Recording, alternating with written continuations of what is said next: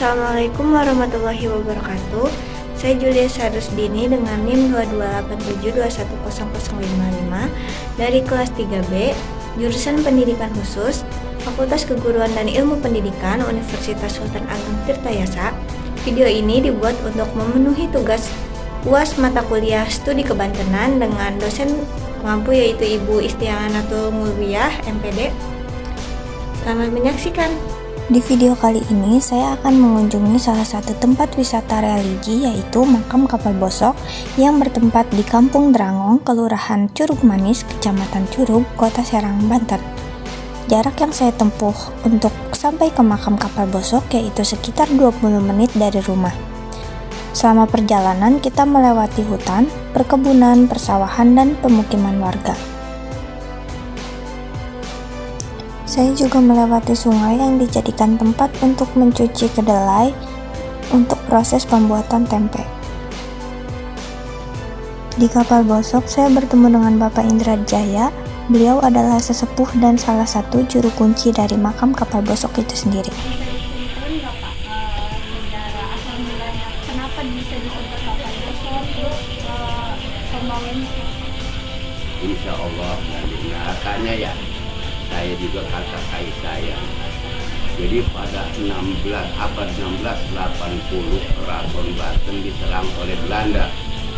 Nah, pada waktu itu para penggawa kesultanan itu tokoh-tokoh Banten semua berdatangan ke Keraton Banten untuk menghalangi Belanda.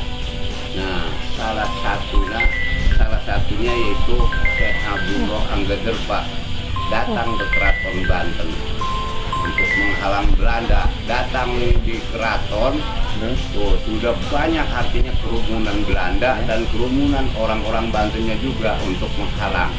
Bagaimana cara untuk menghalang Belanda? Ya, si Anggaderpa itu menghalang Belanda itu mencabut pohon beringin.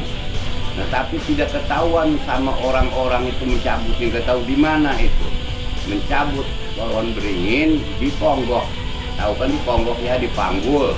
Nah, dibawa di depan kerumunan Belanda. Waktu itu begitu datang ke kerumunan Belanda, pohon beringin dirobohkan. 2 rudal gajah sudah dirobohkan. Keluar 2 ekor harimau. Jadi yang mengubrak abrik itu Belanda itu harimau, 2 ekor.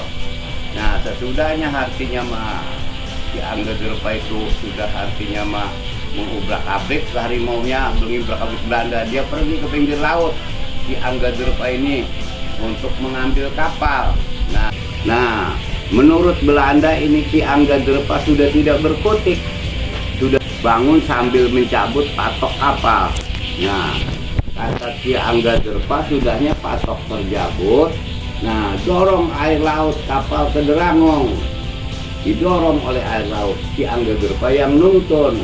Nah, nuntun itu mungkin diikatan di sini tuh tambangnya itu ya. Nah, berarti napak sancang itu si Anggaderpa nuntun. Napak sancang itu pergi di atas air. Nah, yang nggak sulitnya udah senwali mah. Nah, ditarik ya air laut yang dorong, yuk aja. Nah, akhirnya datang ke sini ke Drangong, didadung di pohon bungur. Jerewong kene mah pohon bungu. Air kembali lagi asalnya, air kembali lagi giuk aja. Jadi kapal terdampar di sini di Drangong. Nah, kata si Anggaderpa ini kapal biar tidak ketemu selamanya bosok di Drangong oleh Belanda, tidak ketemu oleh Belanda bosok di Drangong sambil dicambuk dengan tongkatnya. Nah, itulah nama kapal bosok itu si Anggaderpa yang menamakan. Tuh, karena masalah kapalnya bosok tidak, saya juga tidak tahu. Tapi nama kapal bosok itu ini kapal biar tidak ketemu oleh Belanda selamanya bosok di Drangong sambil dicambuk dengan tongkatnya.